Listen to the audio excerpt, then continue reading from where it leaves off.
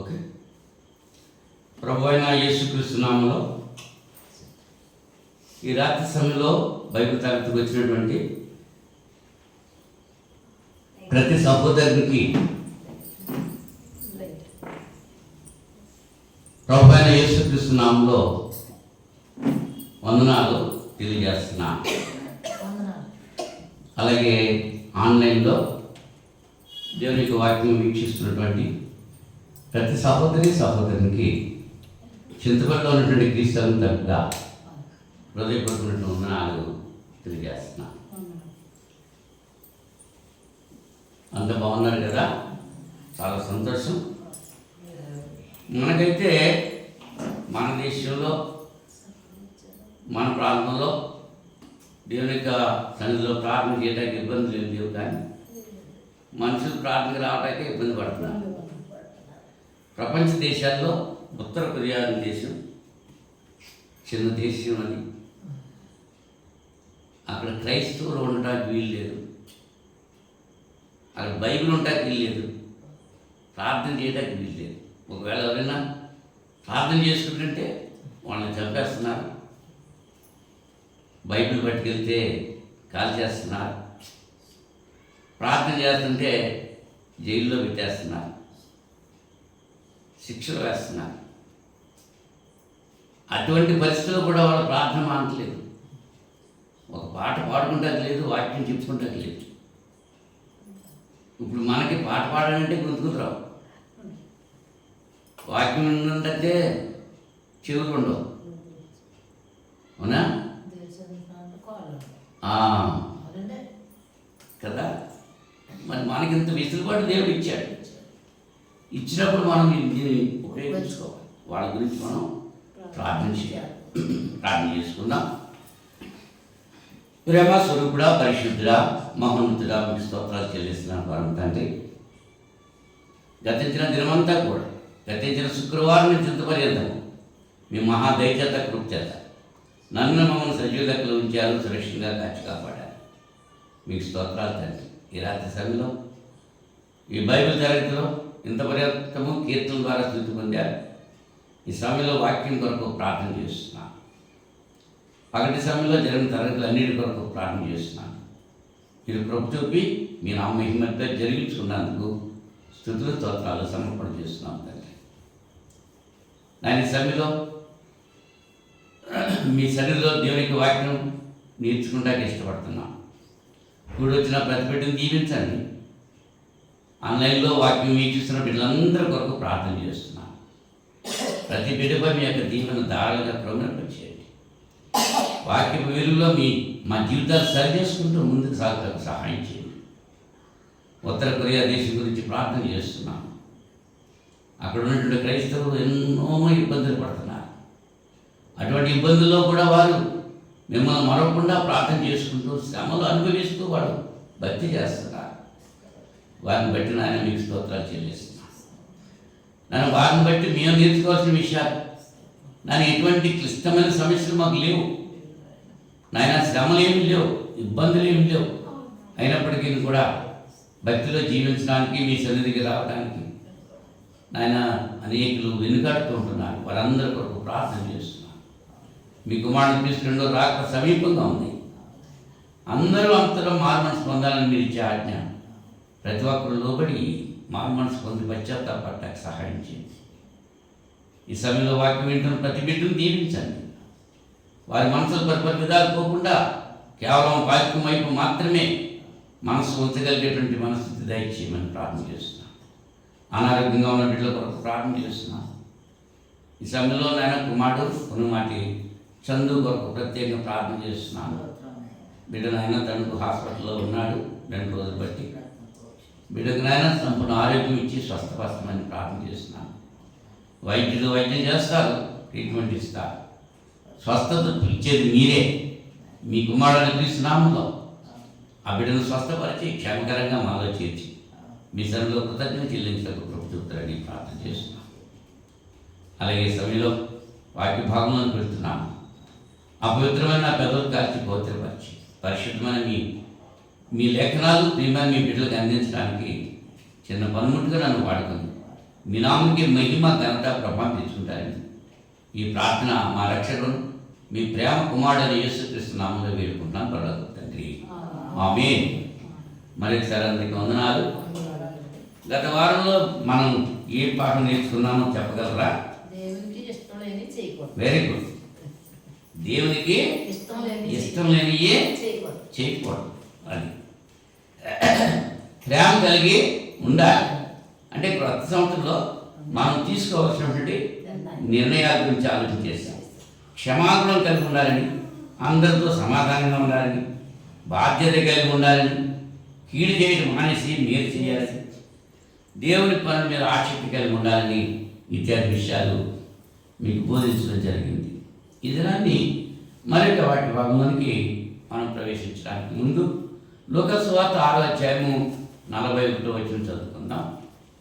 లూకాసు వార్త 6వ అధ్యాయము 41వ వచనం.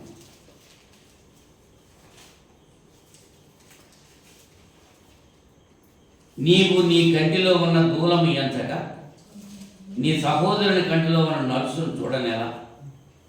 నీ కంటిలో ఉన్న దూలమును చూడక నీ సహోదరునితో, సహోదరుడా నీ కంటిలో ఉన్న నలుసును తీసివేయనిమ్మని నీవెలాగ చెప్పగలవు? వేషధారి, మొదట నీ కంటిలో ఉన్న దూలమును తీసివేయము, అప్పుడు నీ సహోదరుని కంటిలో ఉన్న నలుసును తీసివేయటకు నీకు తేటగా కనబడు. యేసు ప్రభువారు ఈ ఉపమానం గుడ్డివాడికి దారి చూపగలరా? వారిద్దరూ గుంటలో పడతారు కదా అని తెలియజేస్తూ, శిష్యుడు బోధకుడి కంటే అధికుడు కాడు. సిద్ధులైన ప్రతివాడు తన బోధకుని వలె ఉండాలి. మన బోధకుడు యేసుక్రీస్తు, ఆయనలాగా మనం ఉండాలి. అయితే ఈ దినాల్లో ఏం జరుగుతున్నాయి? దేవుని విడిచిపెట్టేస్తున్నారు.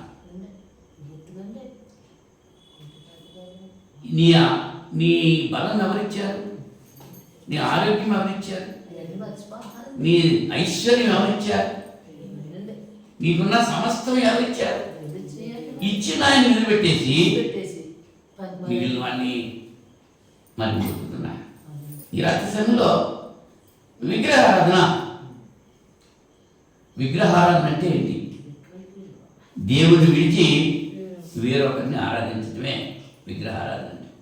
విగ్రహం పెట్టుకుంటాం. కొంతమందిని అడిగితే అంటారు, నిగ్రహం లేదు కాబట్టి విగ్రహం పెట్టుకుంటున్నాం అంటున్నారు. దేవుని నిగ్రహం లేకపోతే విగ్రహాన్ని చూస్తూ ఉంటే నిగ్రహం వచ్చేస్తుందా? మాట తప్పించుకుంటాకి లేక దాన్ని సమర్థించుకుంటాకి ఆ మాటలు చెప్తూ ఉంటారు. విగ్రహం వట్టిది అనే విషయం మర్చిపోతున్నారు. అయితే ఈ రాత్రి సమయంలో ఈ విగ్రహ ఆరాధన గురించి, అన్యులు విగ్రహారాధన చేస్తున్నారు, క్రైస్తవులు కూడా విగ్రహారాధన చేస్తున్నారు. పితృయుగంలోనేమి, ధర్మశాస్త్ర యుగంలోనేమి, నేటి క్రైస్తవ యుగంలోనేమి విగ్రహారాధన చేయనటువంటి వారు ఎవరు కూడా లేరు. అంటే బొమ్మ పెట్టుకుని దానికి పూజ చేయక్కర్లేదు. దేవుని కంటే ఎక్కువగా దేన్ని ప్రేమిస్తున్నాము అది విగ్రహం అనేటువంటి విషయాన్ని కొన్ని మాటలు మనం ఆలోచన చేయడానికి ప్రయత్నం చేద్దాం. దేవుని యొక్క హెచ్చరికలు 1, యేసు ప్రభువు చెప్పిన మాటలు 2, అపోస్తలులు చెప్పినటువంటి మాటలు, ఈ 3 విషయాలు కూడా ఈ విగ్రహారాధన గురించి ఏవైతే చెప్తున్నారో లేఖనాల నుంచి మనం పరిశీలన చేద్దాం. తర్వాత ఆ విగ్రహారాధన వల్ల వచ్చేటువంటి నష్టాలు ఏమిటో, ఆ విగ్రహాలు లేకుండా దేవుని మాట వింటే మనకు వచ్చేటువంటి లాభాలు ఏమిటో, ఈ విషయాల గురించి ఈ రాత్రి సమయంలో మీకు బోధించాలని ఆశపడుతున్నా. నిర్గమకాండము 20వ అధ్యాయము, నిర్గమకాండము 20వ అధ్యాయం మొదటి 6 వచనాల్లో దేవుడు ఈ ఆజ్ఞలన్నీ వివరించి చెప్పాను. ఎవరు చెప్పారండి? దేవుడే చెప్పాడు, వివరించి చెప్పాడు. అర్థం కాకుండా చెప్పలేదు, వివరించి చెప్పాడు. ఏమని? నీ దేవుడనైన యెహోవాను నేనే దాసులపురమైన ఐగుప్తు దేశంలో నుండి నిన్ను వెలుపలికి రప్పించింది. నేను తప్ప వేరొక దేవుడు నీకు ఉండకూడదు. పైన ఆకాశం అందే కానీ, క్రింది భూమి అందే కానీ, భూమి క్రింద నీళ్ళ అందే కానీ ఉండు దేని రూపము అయినను విగ్రహమునైనను నీవు చేసుకొనకూడదు, వాటికి సాగిలపడకూడదు, వాటిని పూజింపకూడదు. ఎలా అనగా నీ దేవుడనైనా యెహోవాకు నేను రోషము గల దేవుడను. నన్ను ద్వేషించే వారి విషయంలో 3-4 తరముల వరకు తండ్రుల దోషమును కుమారుల మీదకి రప్పించు, నన్ను ప్రేమించి నా ఆజ్ఞలు గైకొన్న వారిని 1000 తరముల వరకు కరుణించి వాడినే ఉన్నా. ఆయన కరుణ 1000 తరాల వరకు ఉంటుంది, ఆయన కోపం 3-4 తరాల వరకు ఉంటుంది. ఆయన స్వయంగా చెప్తున్నాడు, నేను తప్ప వేరొక దేవుడు నీకు ఉండకూడదు. ద్వితీయోపదేశకాండంలో 5వ అధ్యాయం 7వ వచనంలో, ద్వితీయోపదేశకాండం 5వ అధ్యాయం 7వ వచనంలో, నేను తప్ప వేరొక దేవుడు నీకు ఉండకూడదు. పైన ఆకాశం అందే కానీ, క్రింద ఉన్న భూమి అందే కానీ, భూమి క్రింద ఉన్న నీళ్ళ అందే కానీ ఉండు దేని పోలికనైనా విగ్రహములు చేసుకొనకూడదు, వాటికి నమస్కరింపకూడదు, వాటిని పూజింపకూడదు. నీ దేవుడిని యెహోవాకు నేను రోషం గల దేవుడు. నేను చెప్తున్నానండి. 6వ అధ్యాయము 5వ వచనంలో, నీ పూర్ణ హృదయంతోనూ, నీ పూర్ణ ఆత్మతోనూ, నీ పూర్ణ శక్తితోనూ నీ దేవుడిని యెహోవాను ప్రేమింపవలెను. నేను నీకు ఆజ్ఞాపించి ఈ మాటలు నీ హృదయంలో ఉండవలను. నీవు నీ కుమారులకు వాటిని అభ్యసింపజేసి నీ ఇంట కూర్చున్నప్పుడు, త్రావు నడిచినప్పుడు, పండుకొన్నప్పుడు, లేచినప్పుడు వాటిని గురించి మాట్లాడవలను. సూచనగా వాటిని నీ చేతికి కట్టుకునవలను. అవి నీ కన్నులను పాశికం వల్ల ఉండవలను. నీ ఇంటి ద్వారబంధముల మీద, నీ కౌరుల మీద వాటిని. దేవుడు మాట్లాడి ఇజ్రాయేలుతో మాట్లాడాడు. ఆ దినాన్ని వాళ్ళతో చెప్పినటువంటి మాటలు వాళ్ళంతా విగ్రహారాధకులు అయిపోయారంటే 430 సంవత్సరాలు ఐగుప్తు బానిసత్వం ఉండిపోయి ఐగుప్తీయుల యొక్క ఆచారాలన్నీ కూడా వాళ్ళు సొంతం చేసేస్తున్నారు. అలవాటైపోయింది. 40 సంవత్సరాలు ఆ బానిసత్వం నుంచి నడిపించి తీసుకొస్తే ఈ 40 సంవత్సరాలు కూడా ఆయన్ని వేధించేశారు, విసిగించేశారు. ఆపద వచ్చినప్పుడేమో దేవుడా దేవుడా నడిచారు. ఆపద తీరిపోయిన తర్వాత లోకమా అంట తిరిగారు. ఆనాడు అలా తిరిగారు. ఈనాడు మనలా ఉన్నాం. ఆలోచన కలిగి ఉందాం ఒకసారి. యెహోషువ 24వ అధ్యాయంలో, యెహోషువ 24వ అధ్యాయం అంటే ఇశ్రాయేలీయుల్ని మోషే ద్వారా దేవుడు నడిపించుకొచ్చాడు. మోషే చనిపోయిన తర్వాత యెహోషువ నాయకత్వంలో కనాను దేశం రావటం, ఆ కనాను దేశంలో ఈ 12 గోత్రాలకి స్వాస్థ్యం పంచడం జరిగింది. తర్వాత అప్పుడు యెహోషువ చెప్తున్నాడు ఇశ్రాయేలీయులతో 18వ వచనం నుంచి మనం చూస్తే, యెహోవా ఆ దేశంలో నివసించి నా అమోరీయులు మొదలైన ప్రజలందరూ మన ఎదుట నిలవకుండా వారిని తోలివేసిన వాడు. యెహోవానే సేవించడం, ఆయనే మా దేవుడని ప్రత్యుత్తరం ఇచ్చేది. ఏమంటున్నాడంటే ఆ 15వ వచనంలో, యెహోవాను సేవించుట మీ దృష్టికి కీడని తోచిన కదా మీరు ఎవరిని సేవించదరో, నది అద్దరిని మీ పితరులను సేవించిన దేవతలను సేవిస్తారు. అమోరీయుల దేవతను దేశంలో మీరు నివసిస్తున్నారే, వారి దేవతలను సేవించదరో నేడు మీరు కోరుకొనడి. మీరు ఎవరిని సేవింప కోరుకున్నాను, నేను నా ఇంటి వారిని యెహోవాను సేవించు. యెహోవా చెప్పాడు. ఇన్ని లక్షల మంది మీరు ఎవరిని సేవించినా సేవించుకోండి, మీ ఇష్టం. నేను నా ఇంటి వారు మాత్రం యెహోవానే సేవిస్తాం అని యెహోషువ వాడుతుందంటే, వాళ్ళు అంటున్నారు యెహోవాను విసర్జించి ఇతర దేవతలను సేవించినాడా మేము శాపగ్రస్తులముగాక అని పెట్టుకున్నాడు. పెదవులతో పెట్టుకుంటున్నాడు. కానీ ఉంటుందే వాళ్ళు స్థిరంగా ఉండరు. అవునా? అందుకు ప్రజలు అలాగన్నారు. ఐగుప్తు దేశంలో దాసుల గృహంలో నుంచి మనలను మన తండ్రులను రప్పించి మన కన్నుల ఎదుట గొప్ప సూచక్రియలు చేసి మనం నడిచిన మార్గములన్నింటిలోనూ మనం వెళ్ళిన ప్రజలందరి మధ్యను మనం కాపాడిన యెహోవాయే మన దేవుడు.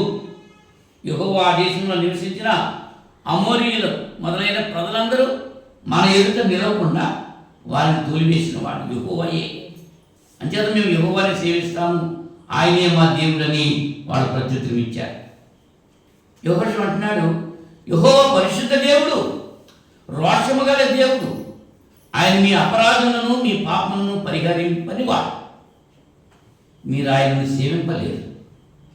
ఛాలెంజ్గా మాట్లాడుతున్నాడు యెహోషువ. దేవుడు మీ అపరాధాలనే పాపాలను పరిహరింపడం. ఎందుచేత మీరు ఆయన సేవించలేదు. ఆయన ఎలా సేవించాలో అలా మీరు సేవిస్తే మంచిదే. కానీ ఆయన సేవించమన్నట్టుగా మీరు సేవించట్లేదు, మీ ఇష్టానుసారంగా సేవిస్తున్నారు. మీరు యెహోవాను విసర్జించి అన్య దేవతలను సేవించిన యెడల ఆయన మీకు మేలు చేయవాడైనను మనస్సు తిప్పుకొని మీకు కీడు చేసి మిమ్మల్ని క్షీణింపజేయును. మిమ్మల్ని దీవించే మనసు ఉన్నప్పటికీ కూడా ఆయన మిమ్మల్ని దీవించడం. ఇంచేత దీన్ని బట్టి మీరు చేసేటువంటి కార్యక్రమాలు నీనివే ప్రజలు భయంకరులని దేవుడు చెప్పాడు. వాళ్ళ దగ్గరికి వెళ్ళి వాళ్ళ గురించి చెప్పు అని యోనాను పంపించాడు. యోనా వెళ్ళాడు ఇష్టం లేకుండా. యోనా సంగతి మనకు తెలుసు కదా, వెళ్ళకూడదు అన్నట్టుగా వెళ్ళాడు, బలవంతంగా వెళ్ళాడు. దేవుడు మాట ఇచ్చాడు, నెరవేర్చుకుంటాడు అంతే. వాళ్ళలో వెళ్ళమని కేవు కట్టి పంపిస్తే నేను చేప కడుపులో తీసుకుపోయాడు. అవునా? చేప తీసుకెళ్ళిపోయింది. వాడి గురించి 3 రోజులు చేప అన్నాహారం తినలేదు, ఉపవాసం ఉంది. ఒకవేళ అదేం తిన్నాదంటే వీడు నలిగిపోతాడు, జీర్ణమైపోతాడు. చేప దేవుని మాట విన్నది, మనుషులు దేవుని మాట వింటారు. అవునా? ఆ ప్రజలు భయంకరం చెప్తే ఈ వర్తమానం విన్న తర్వాత ఆ ప్రజలంతా కూడా మారుమర్చుకున్నారు, గోను పట్టి కట్టుకున్నారు, గుడుల్లో పొరులారు, ఉపవాసం ఉన్నారు. వారి పశువులు కూడా నీరు కూడా తాగలేదు. ఉపవాసం ప్రార్థన చేస్తే దేవుడు అక్కడ చెయ్యాలి అనుకున్నటువంటి కీడు చేయటం మానేశాడు. అందుకోసం మళ్ళీ యోనా గారికి కోపం వచ్చింది దేవుడి మీద. దేవుడి మీద కోపం ఇచ్చాడు. నువ్వు ఎలా చేస్తావో నాకు తెలుసు, అందుకనే నేను రానున్నాను చెప్పి మళ్ళీ దేవుడికి ఎదురు చెప్తున్నాడు. మనకంటే గొప్పవాడు ఆయన, ఆయనకంటే మనం గొప్పడమా? ఆలోచించండి ఒకసారి. యెహోషువ చెప్తున్నాడు, మీరు ఆయన సేవించలేరు. ఇంచేత ఆయన ఇష్ట ప్రకారంగా మీరు జీవించలేరు. మీ బ్రతుకులు అంతే, మార్తలేదు. ఎంత చెప్పినా మార్తలేదు. అక్కడో గంతు, ఇక్కడో గంతు, అక్కడో మాట, ఇక్కడో మాట, అక్కడో పని, ఇక్కడో పని, స్థిరత్వం లేని బ్రతుకులు. అదే చెప్తున్నాడు ఇక్కడ. నీళ్ళు లేవంటే నీళ్ళు ఇచ్చాడు, ఎర్ర సముద్రం వచ్చిందంటే సకానికి పాయలు చేసి నడిపించాడు, మాంసం కావాలంటే పూరేళ్ళు పంపించాడు, ఆహారం కావాలంటే మన్నాను పంపించాడు. ఏం లోటు చేశాడు వాళ్ళకి? ఇలా నీకు నాకు ఏ లోటు చేశాడు దేవుడు? ఆయన చేసిన మనం పొంది ఉన్నాయి, ఆయన ఇవ్వకుండా ఉన్నది ఏది? అయితే వాళ్ళకిలాగానే మనం కూడా అంతే. దానివల్ల ప్రయత్నం ఏంటి? కీర్తన 81 కీర్తనలో 9వ వచనంలో 81 కీర్తన 9వ వచనంలో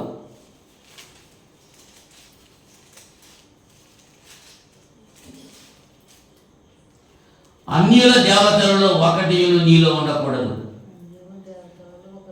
అన్యుల దేవతలలో ఒక్కదానికి నీవు పూజ చేయకూడదు. ఖచ్చితంగా చెప్తున్నాడు ఇక్కడ. అని వింటున్నారా?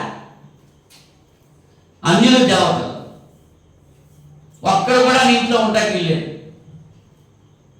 దానికి నువ్వు పూజ చేయడానికి వీల్లేదు. ఏదో ఒకటి కదా అనుకుంటా వీల్లేదు. ఒక్కడు కూడా ఉండకూడదు. దేవుడు చాలా స్ట్రిక్ట్గా చెప్తున్నాడు. యెషయా గ్రంథం 46వ అధ్యాయం, యెషయా గ్రంథం 46వ అధ్యాయం 9వ వచనంలో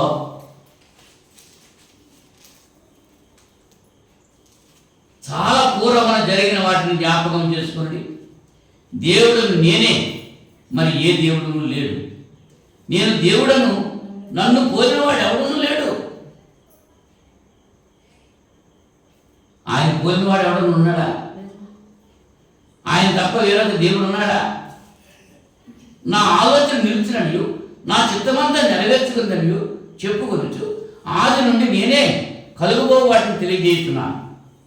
పూర్వకాలం నుండి నేనే ఇంకా జరిగిన వాటిని తెలియజేస్తున్నాను. అవునా? 12వ వచనంలో కఠిన హృదయులై నీతికి దూరంగా ఉన్నవారులారా నా మాట ఆలకించింది. హృదయాలు ఎలా ఉన్నాయి? కఠినమైపోయింది. కఠిన హృదయులై నీతికి దూరంగా ఉన్నారు. నీతి లేదు. నీతి ఉందా? లేదు. వాళ్ళు ఎలా ఉన్నారు? అటువంటి వారు ద్వారా కఠినమైన హృదయం కలిగిన వారా, నీతికి దూరంగా ఉన్న వారులారా నా మాట ఆలకించు. నా నీతిని దగ్గరకు రప్పించున్నాను, అది దూరం లేదు. సియోనులో రక్షణ ఉండ నియమించుతున్నాను. ఇజ్రాయేలుకు నా మహిమను అనుగ్రహించుతున్నాను. పిలుస్తున్నాడు ఆయన. తూర్పు నుంచి క్రూర పక్షిని రప్పిస్తున్నాను అంటున్నాడు. దూరదేశానికి నేను యోచించిన కార్యం నెరవేర్చమని పిలుస్తున్నానంటాడు. దేవుని మాట వినకపోతే ఏం జరుగుతుందో తెలియజేస్తున్నాడు. చెబుతున్నా సరే వింటలేదు, వాళ్ళు వినలేదు. అవునా? ఇర్మియా గ్రంథం 35వ అధ్యాయం 15వ వచనంలో, ఇర్మియా గ్రంథం 35వ అధ్యాయం 15వ వచనంలో, మరియు చంద్రకడ లేచి ప్రవక్తలైన నా సేవకులందరినీ మీ యొద్దకు పంపుచు, ప్రతివాడును తన దుర్మార్గతను విడిచి మీ క్రియలను చక్కపరుచుకుని ఎడల, అన్య దేవతలను అనుసరింపగా వాటిని పూజింపక ఉండిన ఎడల, నేను మీకును మీ పితరులకు ఇచ్చిన దేశంలో మీరు నివసించని నేను ప్రకటించి తిని, కానీ మీరు చెవియొగ్గక నా మాట వినకపోతే. వాళ్ళు విన్నారమ్మా? చిన్నమ్మా విన్నారా మాట? లేదు. ఆయన చెప్తున్నాడు, మీ పూర్వీకులతో నేను ఇలా చెప్పాను, ప్రతివాడు తన దుర్మార్గతను విడిచి మీ క్రియలను చక్కపరుచుకొని అన్య దేవతలను అనుసరించకుండా వాటిని పూజింపకుండా ఉంటే నేను మీకు మీ పితరులకు ఇచ్చిన దేశాలు మీరు నివసించరు అని నేను ప్రకటించాను. అయినా సరే మీరు చెవి యొక్క నా మాట వినకపోతే. మనం వింటున్నామా? ఆలోచన చేసుకోవాలి. ఆనాడు ఇజ్రాయేలుతో చెప్పినటువంటి మాటలు, ఆనాడు ఇజ్రాయేలు మరి నడిచినటువంటి ప్రవర్తనది మరి ఈనాడు మనసానికి ఉంది. అందులోనే వాక్యం చెబుతున్నారు. అనేక మంది సువార్తికులు చెప్తున్నారు. మనసు మారుతుందా? వింటున్నావా? 79వ కీర్తన 9వ వచనంలో, 79వ కీర్తన 9వ వచనం,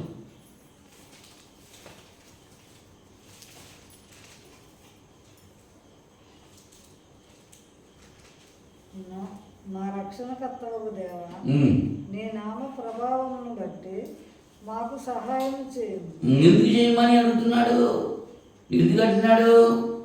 ఇక్కడ మా పూర్వీకుల దోషములు మొదటి వచ్చిన నుంచి ఆశాపు అంటున్నాడు, ఇది దేవ అన్యజనులు నీ స్వాస్థ్యంలోనికి చొరబడి ఉన్నారు, వారిని పరిశుద్ధాలయమును అపవిత్రపరిచి ఉన్నారు, యెరూషలేమును పాడు దెబ్బలుగా చేస్తున్నారు, వారిని సేవకుల కళేబరములను ఆకాశ పక్షులకు ఎరగాను, నీ భక్తుల శవములను భూజంతువులకు ఆహారంగాను పారవేసి ఉన్నారు.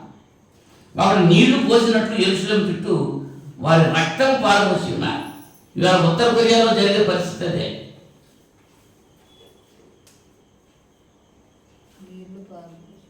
రక్తం నీళ్ళగా పారిపోతుందంటే చంపేస్తున్నారు.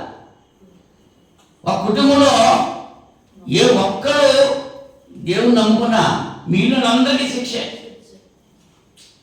వాళ్ళందరినీ శ్రమ శిబిరాలకు తీసుకెళ్ళిపోతున్నారంట, భూగర్భ శిబిరాలకు తీసుకెళ్ళిపోయి అక్కడ ఆహారం లేకుండా నీళ్లు లేకుండా అలా అలంటికి చనిపోతున్నారు.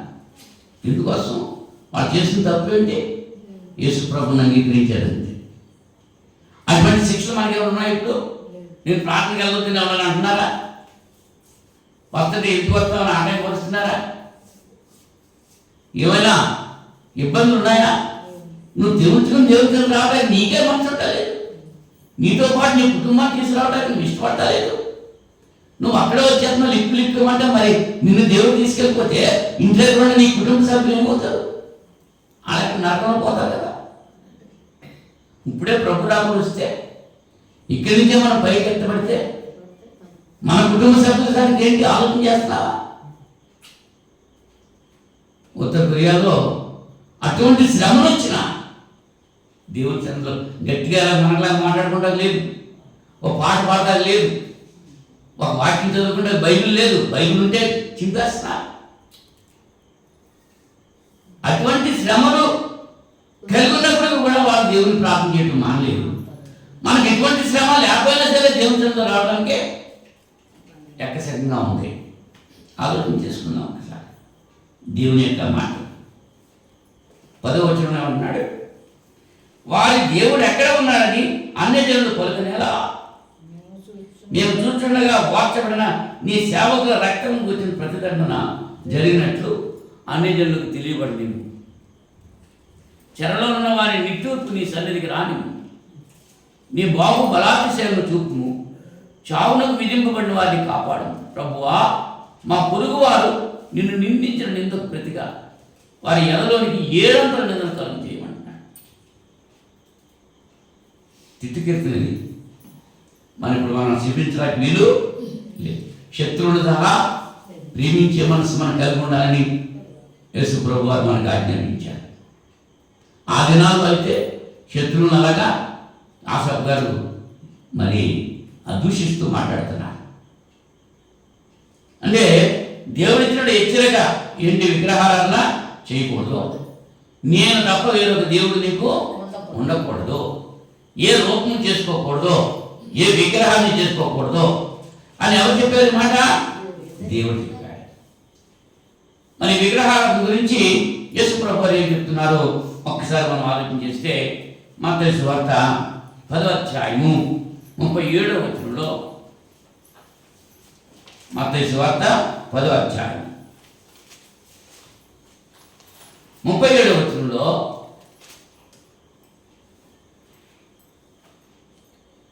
ముప్పై 34 నుంచి చదువుతున్నాను, మీకు బాగా అర్థం అవుతాయి. నేను భూమి మీదకి సమాధానం పంపవచ్చునని తలంచుడి, ఖడ్గమునే కానీ సమాధానం పంపుటకు నేను రాలేదు. ఒక మనుషునికి వాని తండ్రికిని, కుమార్తెకును ఆమె తల్లికిని, కోడలికిని ఆమె అత్తకును విరోధము పెట్టవచ్చుదని ఎవరు చెప్తున్నారని మాట? ఇదేంటంటే ఇంత గచ్చరుడా, ఇంత అంటాను మారుడా అని అనుకుంటున్నారు. ఎందుకు తగులు పెడుతున్నారా అంటే ఆయన వచ్చినంత తగులు వచ్చేస్తున్నాయట. యేసు ప్రభువుని వెంబడిస్తే తగులు వచ్చేస్తున్నాయి. నిజంగా నువ్వు వెంబడిస్తే తగులు రావాలి. సమాధానం పంపడానికి రాలేదు నేను. ఎవరికి సమాధానం? ఆయనకి ఇష్టం లేని మనుషులకు సమాధానం ఉంటారు, ఆయనకి ఇష్టం లేకుండా ఉన్నటువంటి వారి మనుషులకు సమాధానం లేదు. దేవదూతలు ఇష్టం పుట్టినప్పుడే పాడేది పాట, సర్వోన్నత స్థలంలో దేవునికి మహిమ, ఆయనకి ఇష్టమైన మనుషులకు, ఆయనకు ఇష్టమైన మనుషులకు భూమి మీద సమాధానం. ఇవాళ సమాధానం లేదు అంటే నువ్వు దేవునికి ఇష్టంగా లేవన్నమాట. ఆయన ఇష్టం లేదు లేదో ఉండిలో దాన్ని తీసేసుకో. దాన్ని తీసేసుకుంటే నీకు సమాధానం. ఆయనకి ఇష్టం లేదు ఏం చేస్తున్నావో ఎవరి మట్టుకు వాళ్ళకి తెలుసు. ఆయన చెప్తున్నాడుగా, ఒక మనుషుడికి వారి తండ్రికి, కుమార్తెకు ఆమె తల్లికి, కోడలికి ఆమె అత్తకు విరోధం పెట్టి వచ్చింది. ఒక మనుషుని ఇంటి వారే అతనికి శత్రువులు అవుతారు. తండ్రినైనను తల్లినైనను నాకంటే ఎక్కువగా ప్రేమించేవాడు నాకు పాత్రుడు కాదు. ఖచ్చితంగా చెప్పాడు. ఆయన కంటే ఎక్కువగా ఎవరిని ప్రేమించినా వాడు ఆయన వాడు కాదు. అదే విగ్రహం. దేవుని కంటే ఎక్కువగా దేవుని ప్రేమిస్తున్నామో అదే విగ్రహం. విగ్రహాలని మనం ఇతరులు చెప్పి రెండు విగ్రహాలను చేస్తున్నావో అని వాళ్ళు చూపించడం కాదు. మన సంగతి ఏంటో మనం ఆలోచన చేసుకో. అంచేత నీ కంటిలో ఉన్న దూలం తీసేసుకో. ముందు ఎదుటి వారి కంటిలో ఉన్న నా స్థితి ప్రయత్నించి మనం చూసుకోము. వేషధారి అంటున్నాడు. అందుకనే ఇలా మనం వేలకు చూపించేటప్పుడు మిగిలిన వేలని మన వైపు చూపిస్తున్నాయన్న సంగతి తెలుసుకోలేకపోతున్నాం. అంతేనమ్మా బగారే? ఇలా ఉంటుంటే ఎలా వస్తున్నది? మనం ఎలా ఉన్నా చూసుకోవాలి. అప్పుడు సరిపోతుంది. ఇంకా ఎద్దడి గురించి ఆలోచించక్కర్లేదు. మనం ఇంటో మన సంగతి మనం చూసుకో. భోజనాల దగ్గర కూర్చున్నారనుకో, నీ ఇష్టంలో ఏముందో చూసుకో. ఆడిష్టంలో ఏముంది, వీడిష్టంలో ఏముంది, ఆడిగారు అడ్డారా, నాకు అడలేదేంటి? ఇదేనా ఆలోచన? నా ఇష్టంలో నాకు ఇచ్చింది చాలు, దీంతో మనం తృప్తిపడి ఉందాం అనేటువంటి మనసు అర్థం కనుకుంటా. గుడ్డోడు కదా అని చెప్పి వాడు కొంచెం ఎక్కువ పెడితే వాడు అంటున్నాడంట, నాకే ఎంత పెట్టేసాడు, వాడెంత తిన్నారు అనుకుంటాడు. ఆ పరిస్థితి మార్చుకోవాలి. పూర్వం నుంచి అలా ఉన్నాయి, ఇప్పుడు కూడా అదే పరిస్థితిలో ఉంటే ప్రయోజనం ఏముందా? 14వ అధ్యాయం లోకాసు వార్త 14వ అధ్యాయం 25-26 వచనాల్లో బహుజన సమూహములు ఆయనతో కూడా వెళుతున్నప్పుడు ఆయన వారి తట్టు తిరిగి, ఎవడైనా నా యొద్దకు వచ్చి తన తండ్రిని తల్లిని భార్యను పిల్లలను అన్నదమ్ములను అక్క చెల్లెలను తన ప్రాణము సహా ద్వేషింపకుంటే వాడు నా శిష్యుడు కానేరడు. దేవుని దగ్గరకు వస్తున్నారు కానీ వాళ్ళ తండ్రిని కానీ తల్లిని కానీ భార్యను కానీ వాళ్ళ మీదే మనసు ఉంటుంది. నువ్వు వచ్చేసావు, నీ శరీరం ఎక్కడ ఉంది, నీ మనసు అంతా అక్కడ ఉంది. అదే చెప్తున్నాడు. మన మనసు ఎక్కడ ఉంటుంది? మరి ఎవడైనా తన శిలువ మోసుకొని నన్ను వెంబడింపని ఎడలా వాడు నా శిష్యుడు కానీ. ఎవరి శిలువ వాడు మోసుకుంటా యేసుప్రభు కూడా వెళ్ళాలి. అందుకని భారమంతా నీదే చిక్కిపోయిన తర్వాత భారమంతా నీదే. బస్సు ఉన్నప్పుడేమో బస్సు ఉన్నప్పుడు రాలేదు దేవుడి దగ్గరికి, భారమంతా నీదే బాబా, నీకు ఇస్తాం. అప్పుడేమో నా ఇస్తాం, ఇప్పుడు అన్నీ అయిపోయాక నీ ఇస్తాం.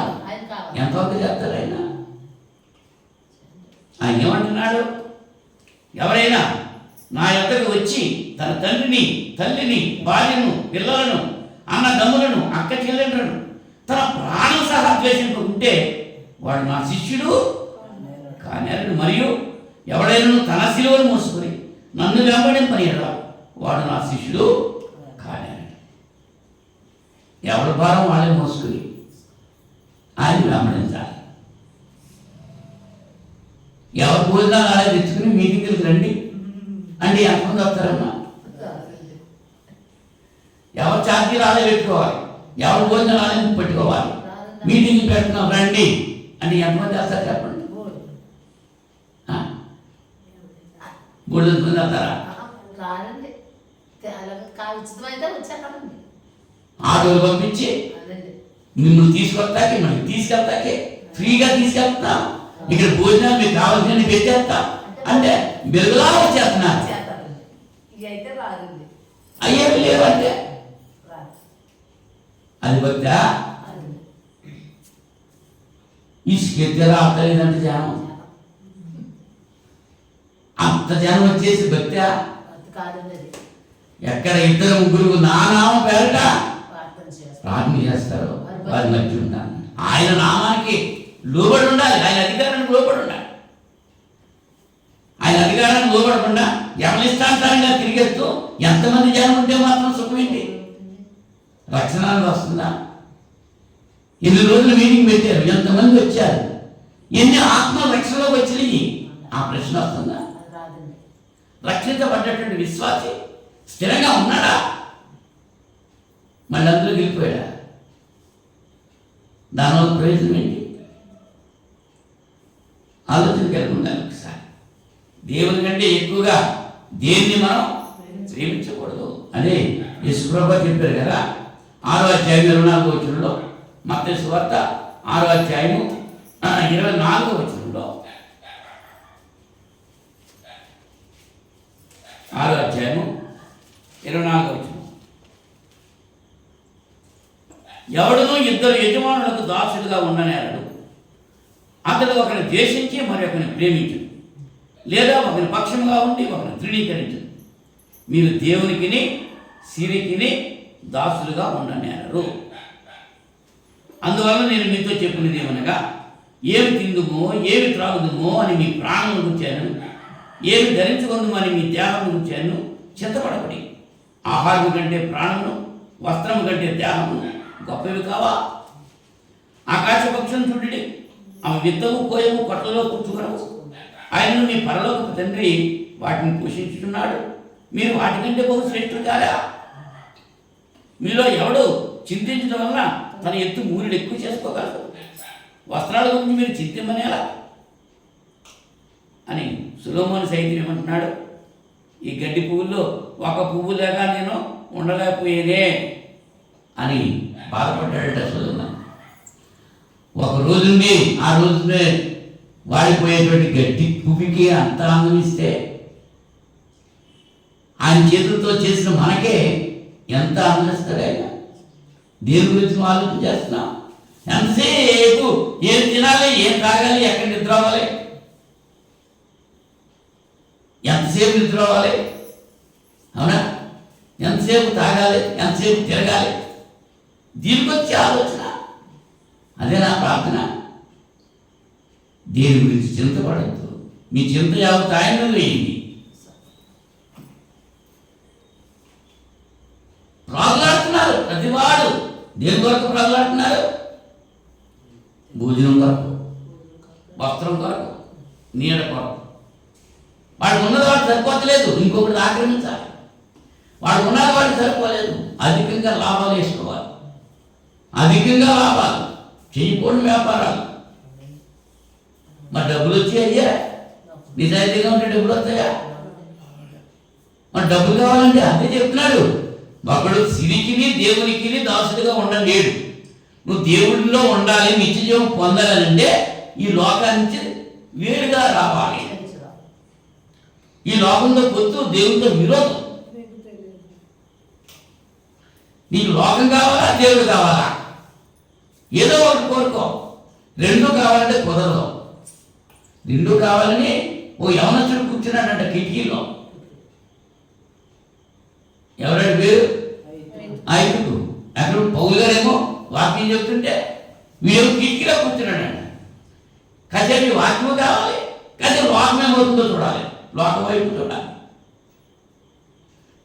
పడ్డాడు, కింద పడి చచ్చాడు. పౌలు గారు వెళ్ళి మళ్ళీ వాడిని బతికించి తీసుకొచ్చాడు. ఎంత కొనాలిపోయింది? తా జట్ట పోయి వనంలో చేర్చాలి. ఆ నిద్రపోయాడు. అక్కడ ఉన్న వాళ్ళందరికీ కూడా సువార్త ఆగిపోయింది. టైం ఎంత విలువైంది, ఎంత టైం ఆగిపోయింది అంటే వాడు అప్పటి గురించి. ఇవాళ ఆరాధనలో కూడా సెల్ ఫోన్ కట్టుకుని వచ్చేస్తారు, టిక్ టిక్ మనేస్తున్నారు. ఆడు అప్పటి గురించి ఎన్నిసార్లు చెప్పినా మాట్లాడారా? మీతో పాటు సెల్ ఎందుకు ఇంట్లో పడేసరా? ఇంట్లో పడేసి రావచ్చు కదా ఆదివారం ఒక్క వినరా? వినరు కదా.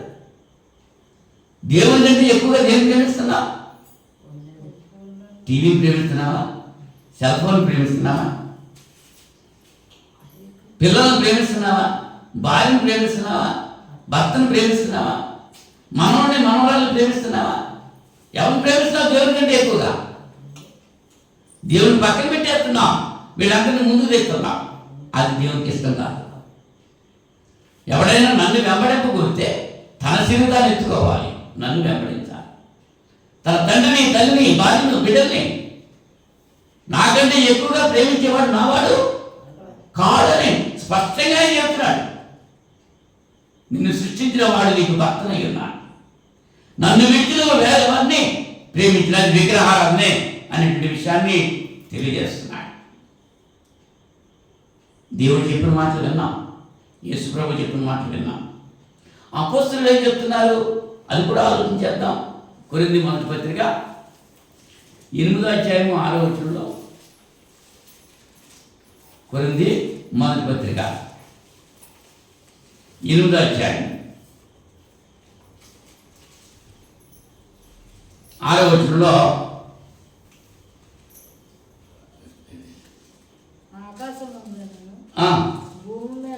ఆకాశమందైనను భూమి మీదనైనను దేవతలు అనబడిన వారు ఉన్నాను, మనకు ఒక్కడే దేవుడు, ఆయన తండ్రి, ఆయన నుండి సమస్తము కలిగెను, ఆయన నిమిత్తము మనమున్నాము. మన ప్రభు ఒక్కడే, ఆయన యేసుక్రీస్తు. ఆయన ద్వారా సమస్తమును కలిగెను, మనము ఆయన ద్వారా కలిగిన. అయితే అందరి యందు ఈ జ్ఞానం లేదు. ఈ జ్ఞానం లేదు కాబట్టి వాళ్ళు ఇష్టానుసారంగా ఆలోచిస్తున్నారు. పౌలు గారు ఇదే మాట చెప్తున్నారు, అందరి యందు ఈ జ్ఞానం లేదు. కొందరు ఇంతవరకు విగ్రహాన్ని ఆరాధించిన వారు కనుక తాము భుజించే పదార్థములు విగ్రహానికి బలి ఇవ్వబడినని ఎంచి భుజించుదురు. ఇందువల్ల వారి మనసాక్షి బలహీనమైన అభ్యర్థపడిపోదు. ప్రభువులోకి రాకముందు విగ్రహాలను ఆరాధించారు.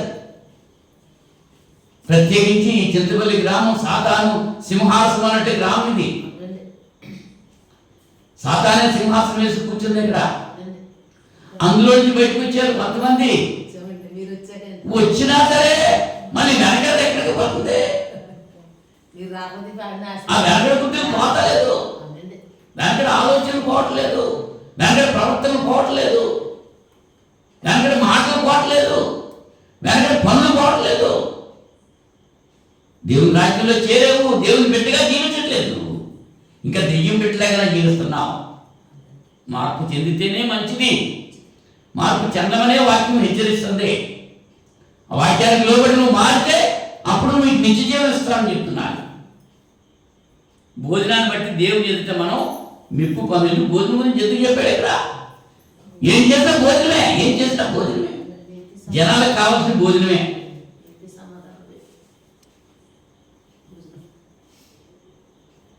బిడ్డ కడుపులో ఉన్నప్పటి నుంచి భోజనాన్ని మొదలు. అది చచ్చిపోయి 2 సంవత్సరాలైనా మళ్ళీ ఆ పేరు భోజనం తప్పదు.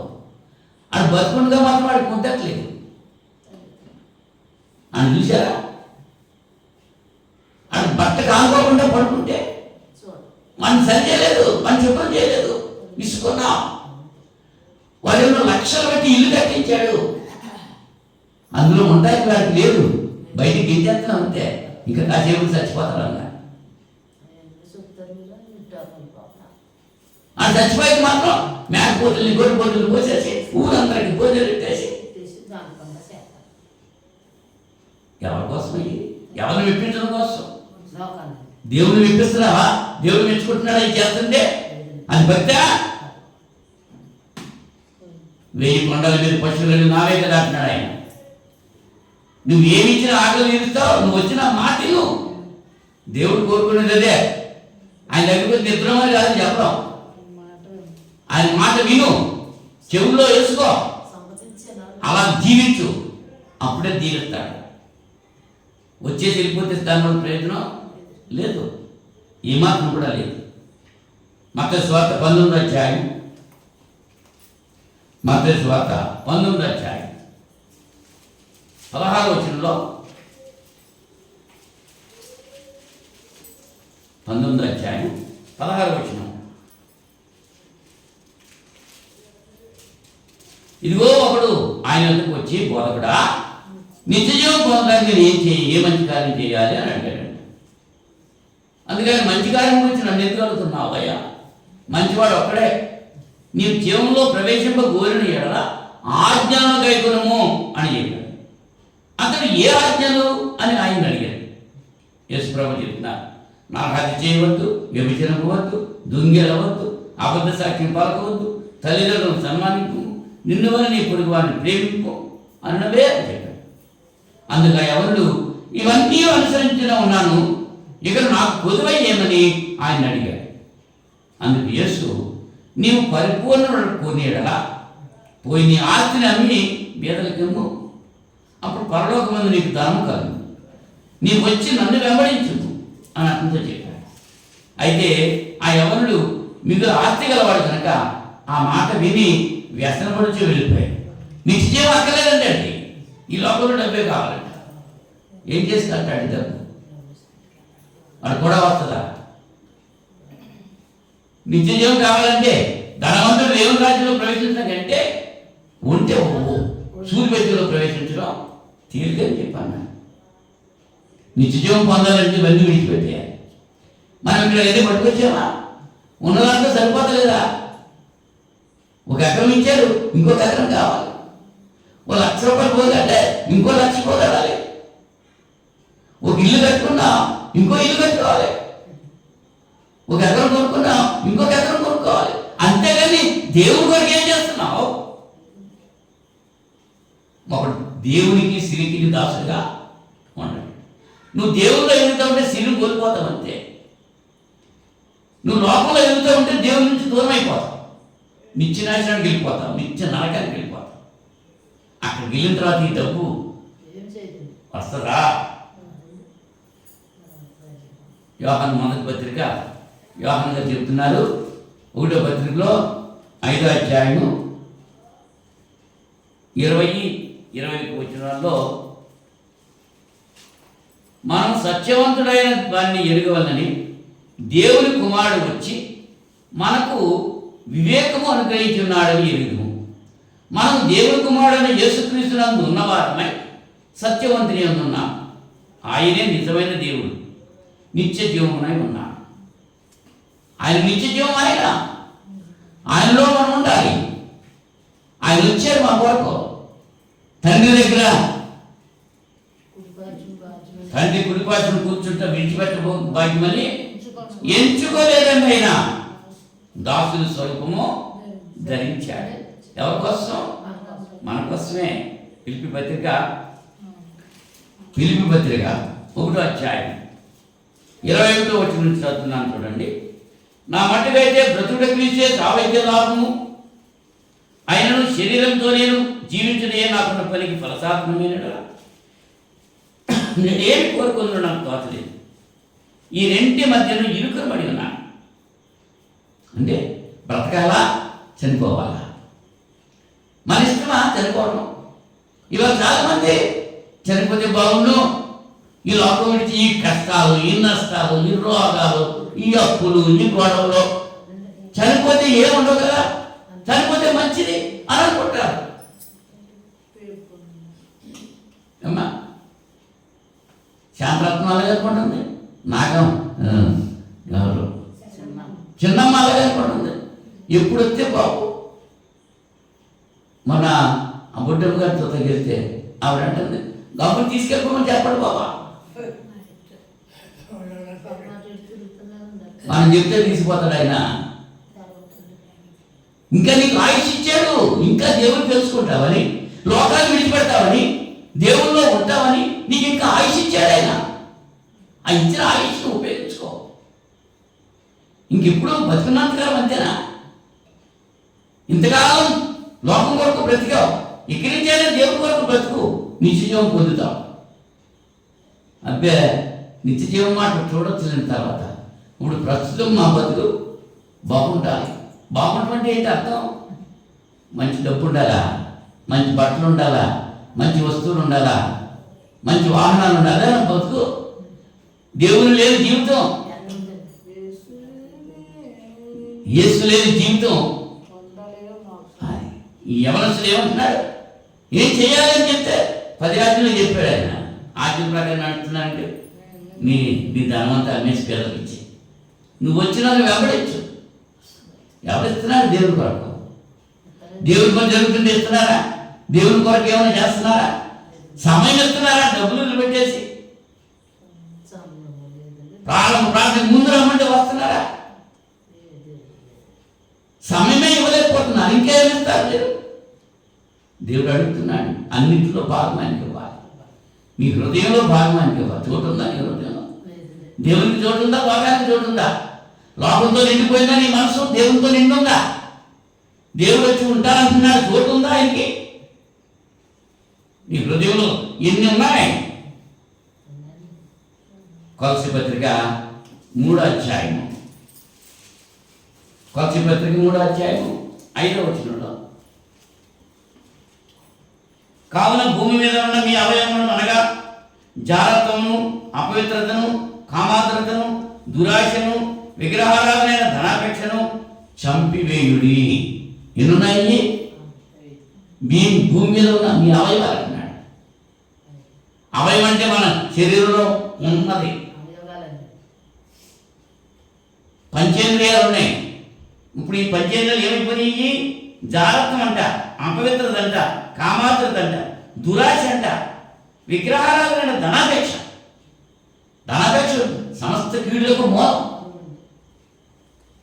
డబ్బు సంపాదించాలి, ఏమైనా చేయాలి, ఎవరినైనా మోసం చేయాలి, ఎవరినైనా ఎగ్గొట్టేయాలి. ఎవరి దగ్గర అప్పుడు ఐదుగురి నుంచి బయలుదేరి వచ్చినప్పుడు ఏం చేశారు? ఎరువు తెచ్చేస్తున్నారు బంగారం మనందరిది.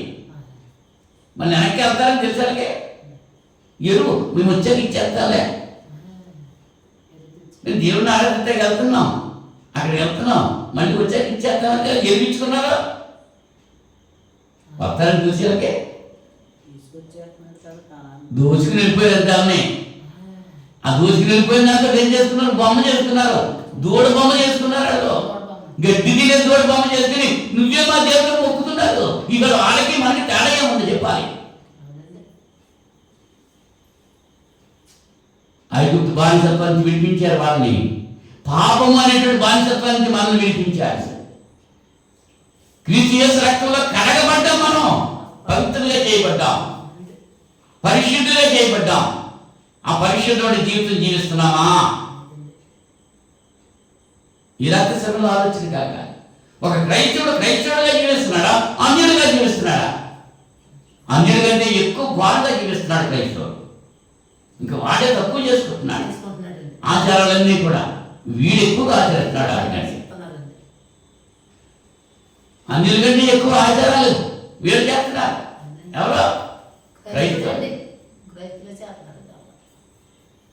మా చిన్నప్పుడు ఉన్నటువంటి క్రైస్తవం ఇప్పుడు ఉందా? లేదండి.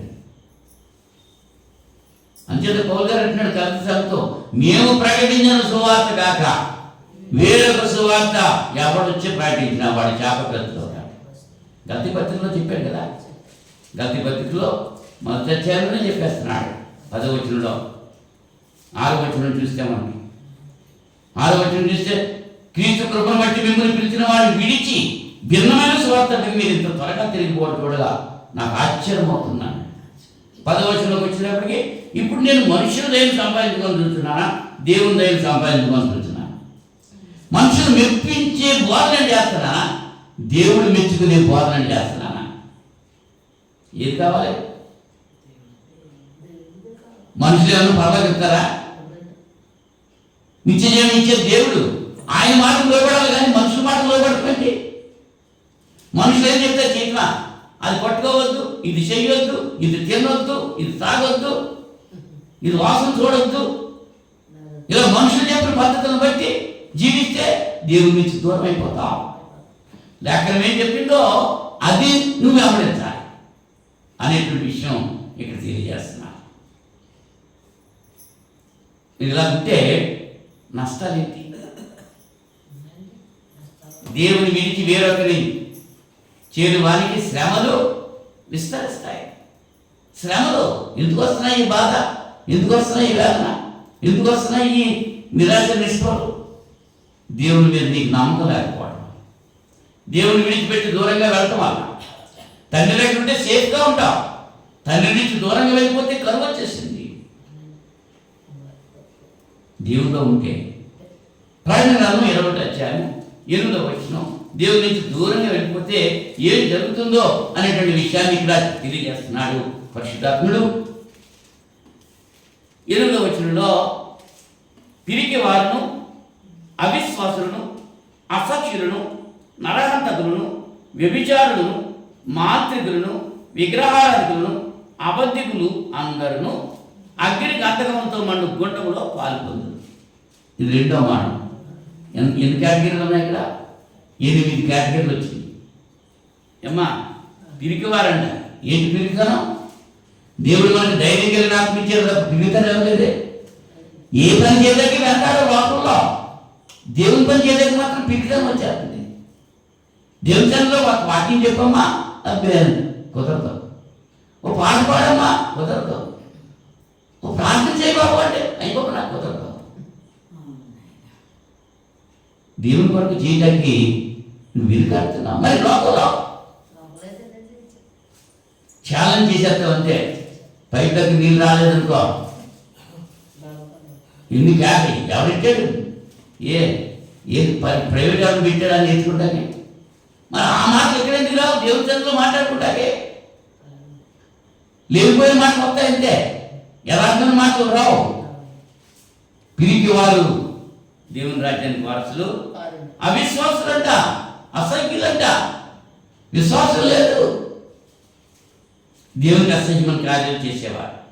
గల్తీ పత్రిక 5వ వచనంలో, గల్తీ పత్రిక 5వ వచనంలో శరీర కార్యాల గురించి అక్కడ తెలియజేస్తూ 19 నుంచి 21 వరకు చూస్తే, శరీర కార్యములు స్పష్టమైనవి అవనగా జారత్వము, అపవిత్రత, కాముకత్వము, విగ్రహారాధన, అవిచారము, ద్వేషములు, కలహము, మత్సరములు, క్రోధములు, కక్షలు, భేదములు, విమతములు, అసూయలు, మత్తతలు, అలరితో కూడిన ఆటపాటలు.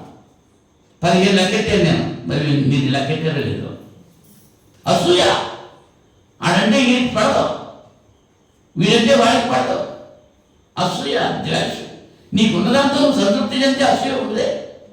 ఎదుటివారి గురించి అందుకనే యేసుప్రభువు చెప్పారు లూకాసు వార్త 6:41 వచనంలో, నీ కంటిలో ఉన్న దూలాన్ని నువ్వు తీసేస్తావు, తర్వాత నీ ఎదుటివారి కంటిలో ఉన్న నలుసు తీయటానికి అవకాశం.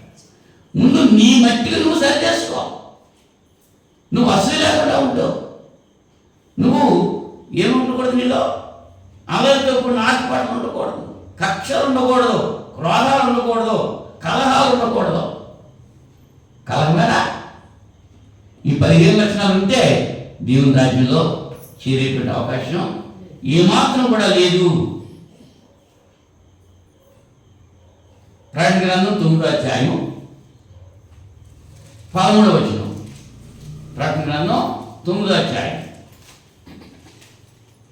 13.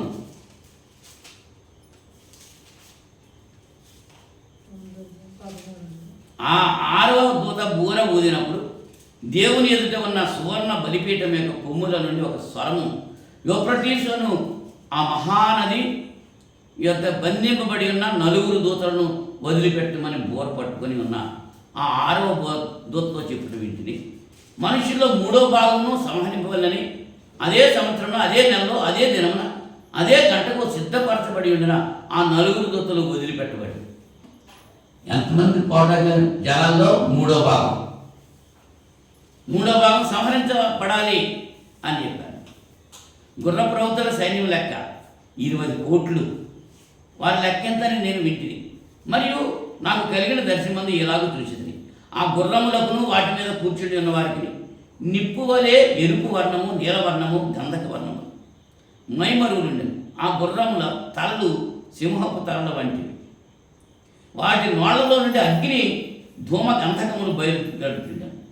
ఈ 3 దెబ్బల చేతనగా వీటి నోళ్లలో నుండి బయలువెడుతున్న అగ్ని, ధూమ, గంధకముల చేత మనుషులో 3వ భాగం చంపబడిన.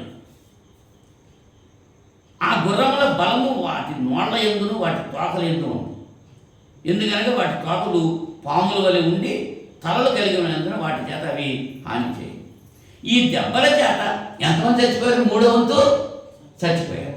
ఇంకా మిగిలిన వాళ్ళు ఉన్నారు, 4వ వంతు ఉన్నారు.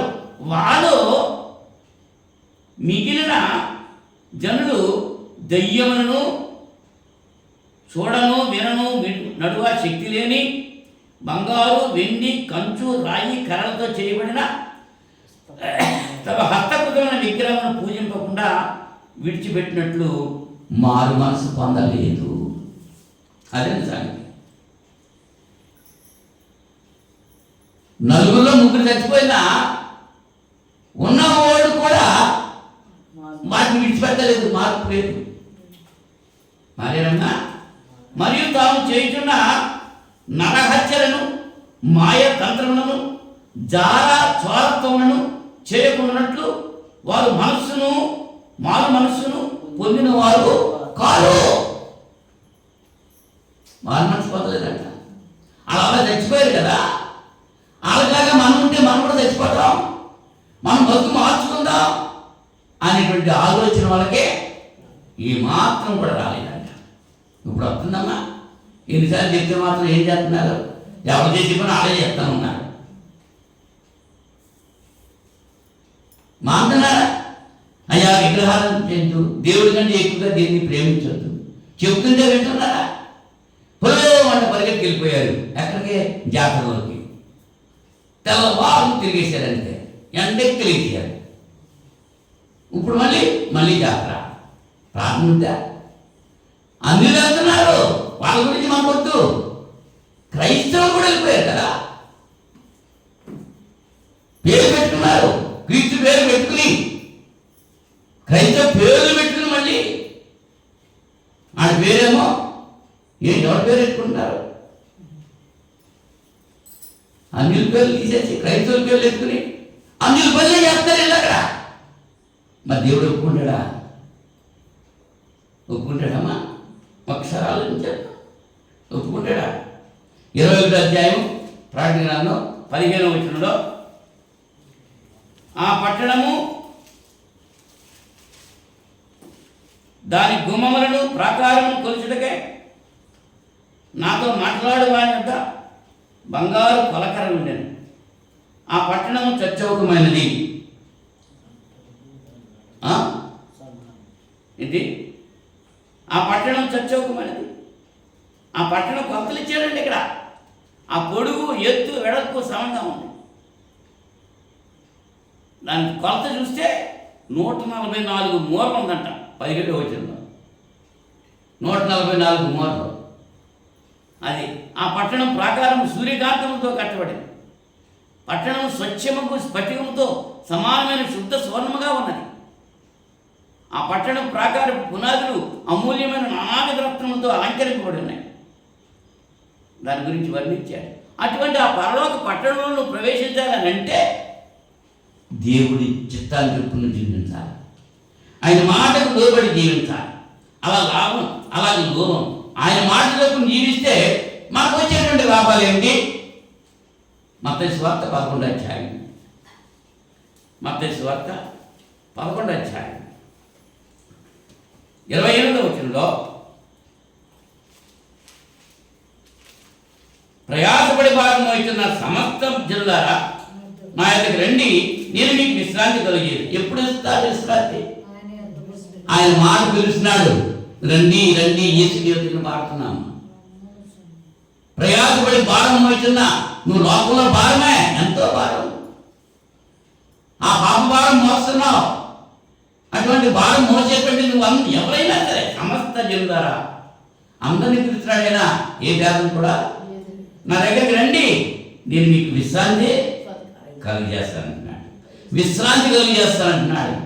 లోకంలో విశ్రాంతి లేదు. ఉందా విశ్రాంతి? ఇక్కడికి వచ్చిన విశ్రాంతి, హాయిగా నిద్రవచ్చు.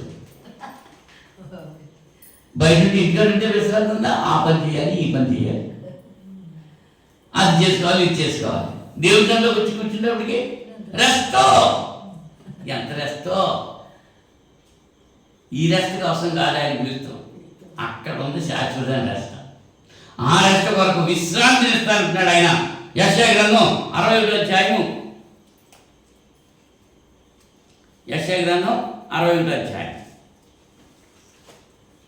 మొదటి 3 వచనాల్లో, ప్రభువుకు యెహోవా ఆత్మ నా మీదకి వచ్చింది, దీనులకు సువర్తమానం ప్రకటించుటకు యెహోవా నన్ను అభిషేకించింది, నలిగిన హృదయం గలవారిని దృఢపరచుటకు, చెరలోనున్న వారికి విడుదల, బంధింపబడి వారికి విముక్తి ప్రకటించుటకు, యెహోవా హితవత్సరం మన దేవుని ప్రతిదండన దినం ప్రకటించుటకు, దుఃఖాక్రాంతులందరినీ ఓదార్చుటకు, సియోనులో దుఃఖించే వారికి ఉల్లాస వస్త్రం ధరింపు చేయుటకు, బూడిదకు ప్రతిగా పూదండ, దుఃఖములకు ప్రతిగా ఆనంద తైలము, భారభరితమైన ఆత్మకు ప్రతిగా స్తుతి వస్త్రం వారికి ఇచ్చినకు ఆయన నన్ను పంపి ఉన్నాడు.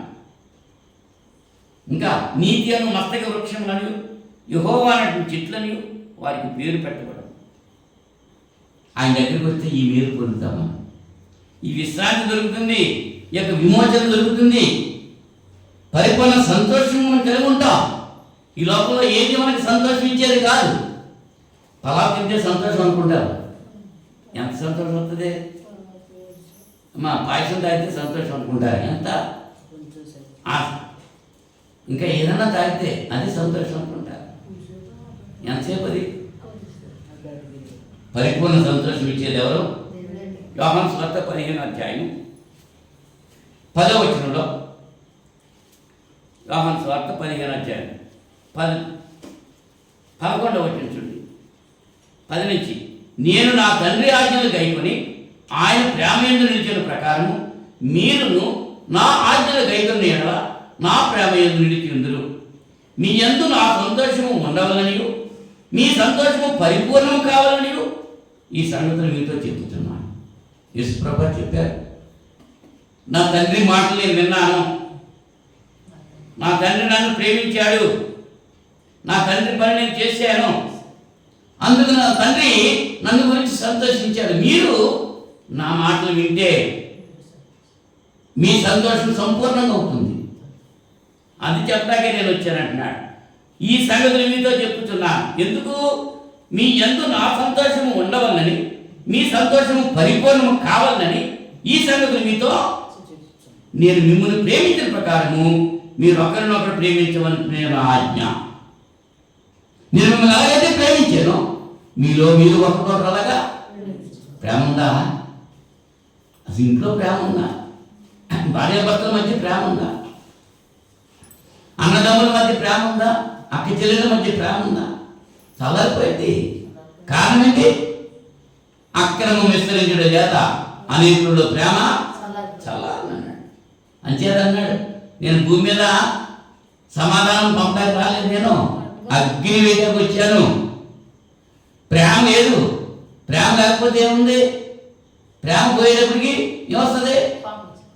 విరోధం వచ్చేస్తుంది, పాపం వచ్చేస్తుంది. ప్రేమ ఉంటే అన్నీ పోతాయి.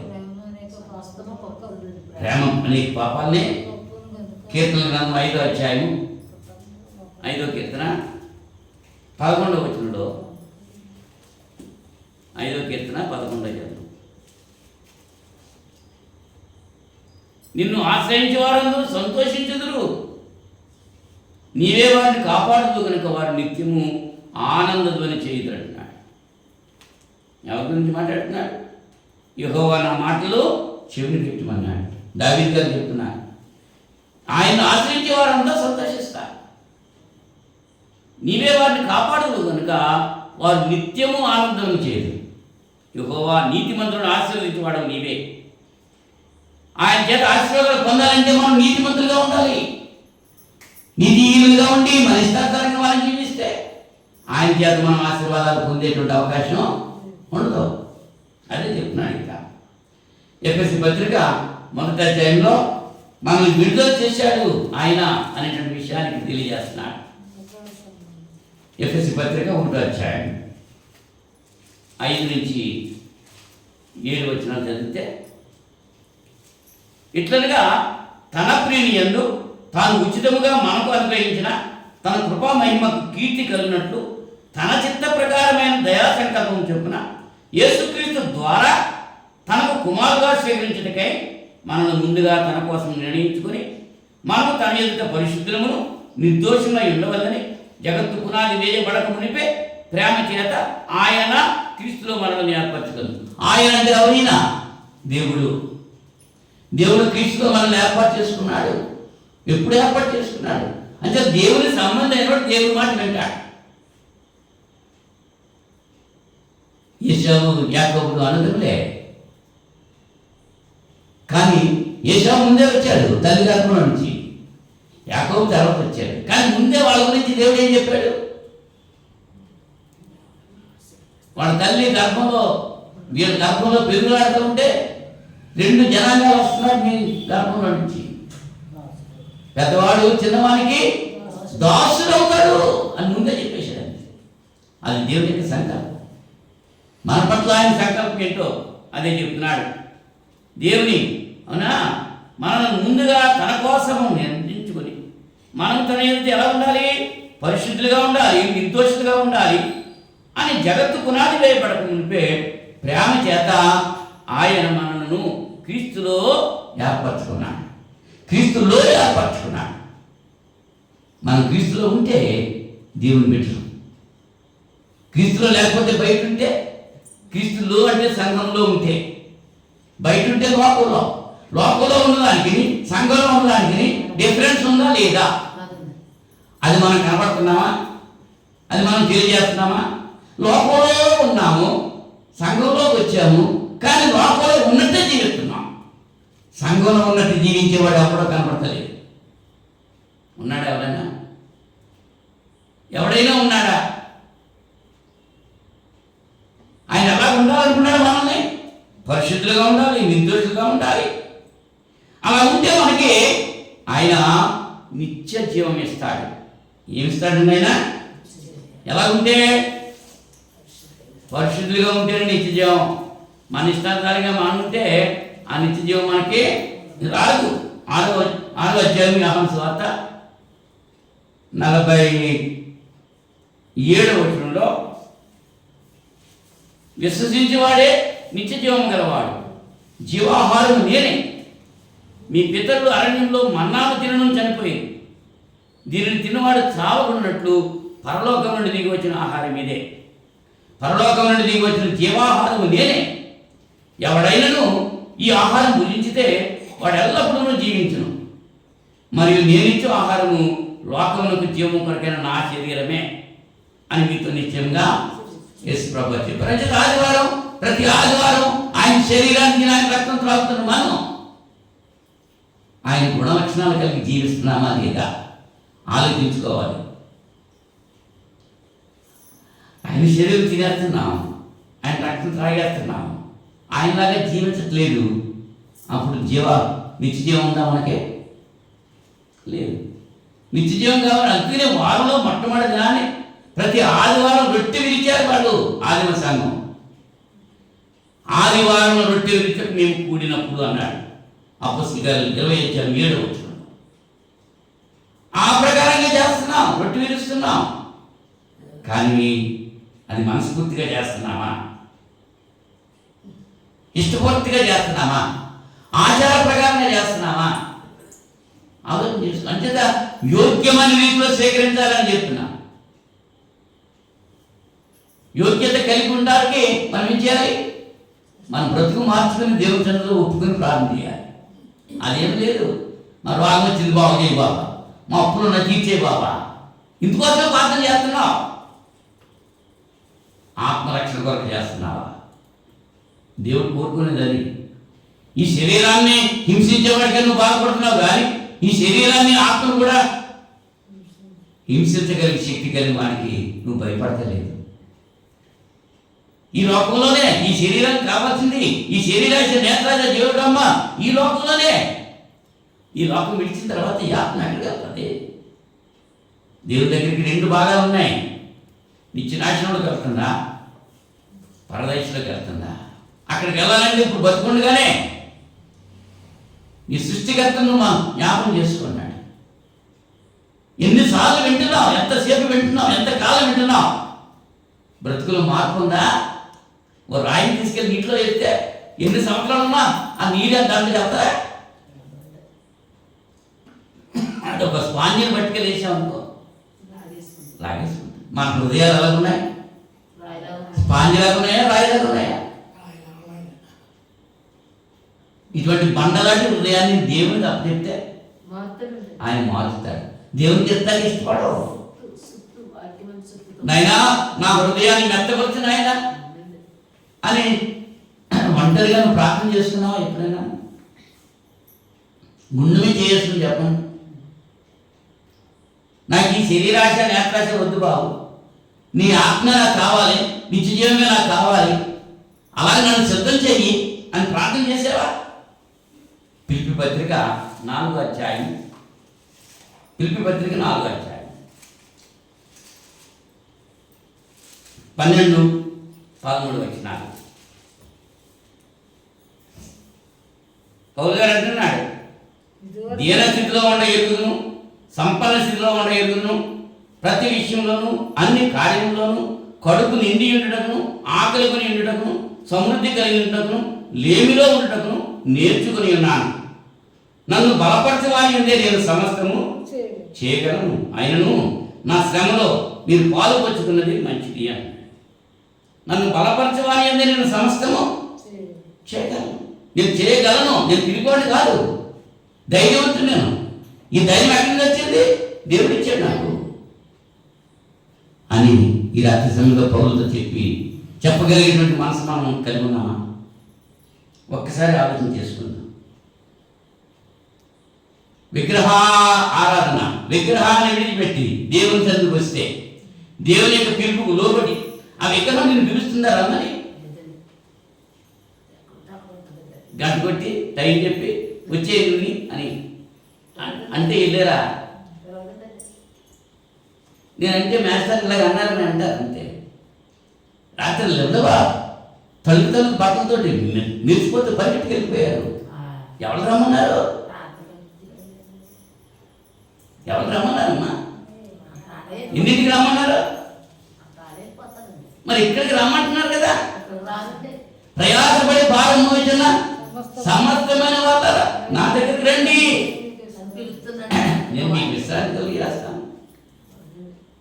ఆయన పిలుపులో పడతలేదు.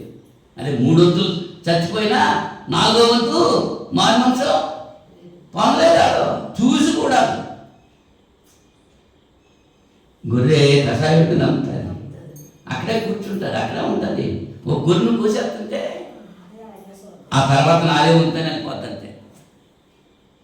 మన పని కూడా అలాగే ఉంది. అలాగే వాడికి సాతాన్ని చెబుతున్నావు కానీ దేవుని మాటకి చెబుతున్నావా? దేవుని మాట వింటే మేలు జరుగుతుంది. దేవుని మాటలో నడిస్తే నీకు సంపూర్ణ ఆనందం వస్తుంది, విశ్రాంతి వస్తుంది, విముక్తి వస్తుంది, పరిపూర్ణ సంతోషం వస్తుంది, ఆనందం వస్తుంది, పాపం నుంచి విడుదల వస్తుంది, మరణించిన తర్వాత నిత్య జీవం వస్తుంది. జీవించుండగా మన ఆత్మ బలపడుతుంది.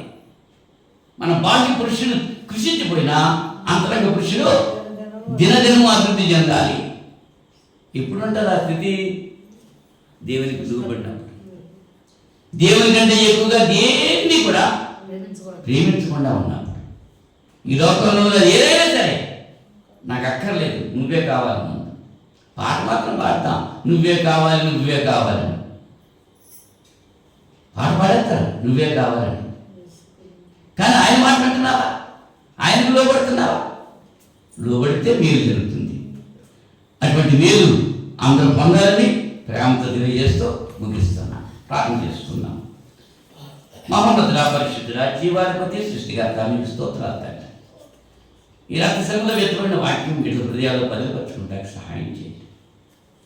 ఎందరో యేసుని అంగీకరిస్తారు వారంతా దేవుని కుమారుడు అవడానికి అధికారం ఇచ్చారు నాయన. మీ బిడ్డలుగా మేము జీవించడం మీ యొక్క ఉద్దేశం. సాతానుకు లోబడి సాతానులాగా జీవిస్తూ లోకంతో గుర్తుపెట్టుకుని మీతో విరోధం కలిగి అనేక శ్రమలు, ఇరుకులు, ఇబ్బందులు అనుభవిస్తూ కూడా మీ సన్నిధికి తిరిగి రాకుండా వాటవేయబడి మనసాక్షి కలిగి ఎంతమంది అయితే ఉన్నారో వారందరి కొరకు ప్రార్థన చేస్తున్నాను తండ్రి.